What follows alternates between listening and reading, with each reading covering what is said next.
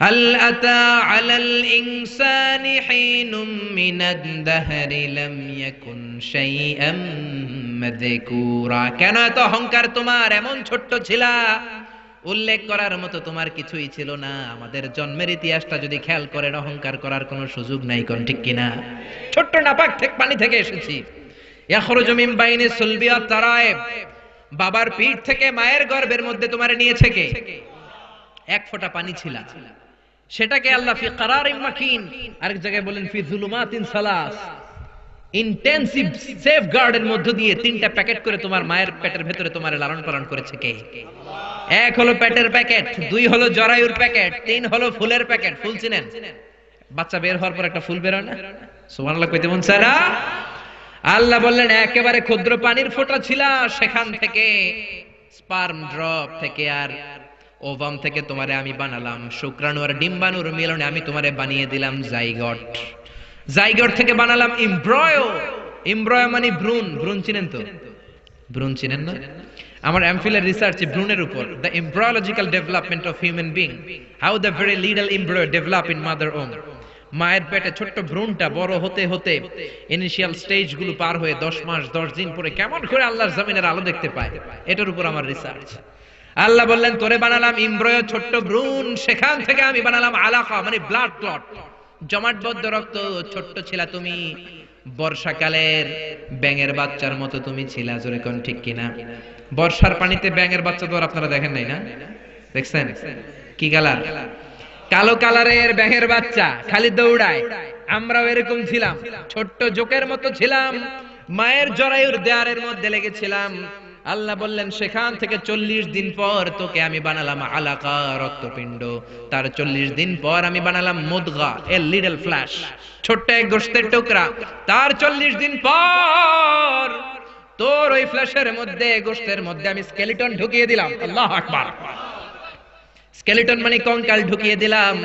তারপর ওই গোশতের ভেতরে আমি স্কাল দিলাম, মাথার মগজ দিলাম, চামড়া দিয়ে একটা প্যাকেট পরালাম। জোরে কোন সুবহানাল্লাহ। এর 40 দিন পর তোর রেসপিরেটরি সিস্টেম চালু করে দিলাম, তোর নাক কান মুখ দিলাম, তোর ভেতরে রুহ ঢুকিয়ে দিলাম। রুহ দেওয়ার সাথে সাথে তোর হার্ট, তোর কলব পাম্প মেশিন ধাক্কা দেওয়া শুরু করলো। এই হার্টের কাজই হচ্ছে কলব বাম দুধের দুই আঙ্গুল নিচে ধাক্কা মারে আর আপনার রক্তগুলো সার্কুলেট করে পুরো দেহে যায় আর আপনি বেঁচে থাকেন। জোরে কোন ঠিক কিনা?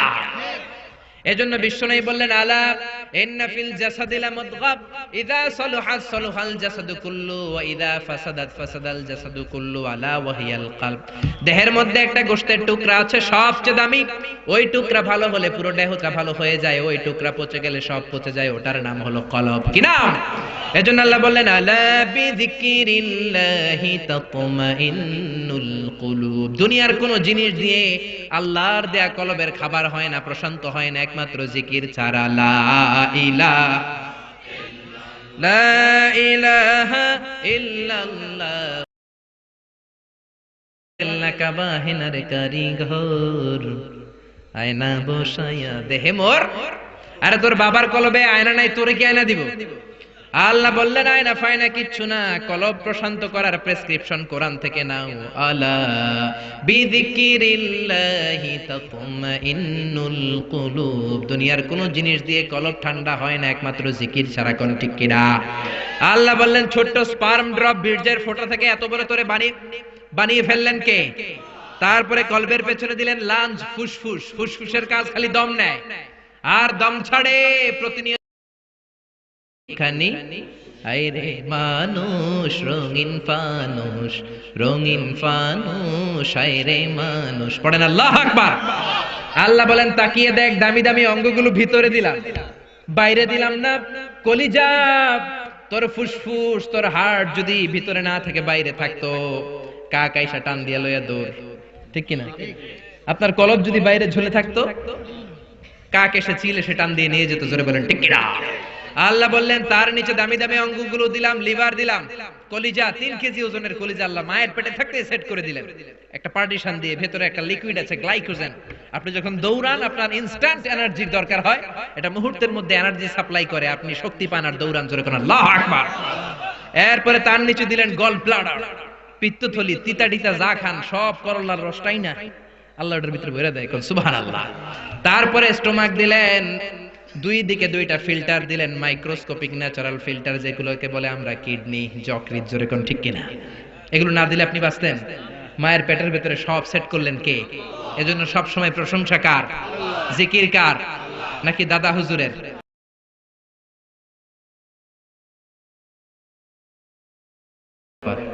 নাকি ছোট বাবার?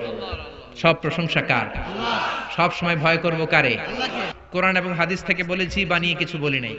তারপরেও আমার মনের অজান্তে কোনো মিস ইনফরমেশন যদি মুখ ফসকে আনফরচুনেটলি স্লিপ অফ টাং এর কারণে বের হয়ে যায়, সেগুলো যেন আল্লাহ তাআলা আমাদের স্মৃতিপট থেকে মুছে দেয়। আমরা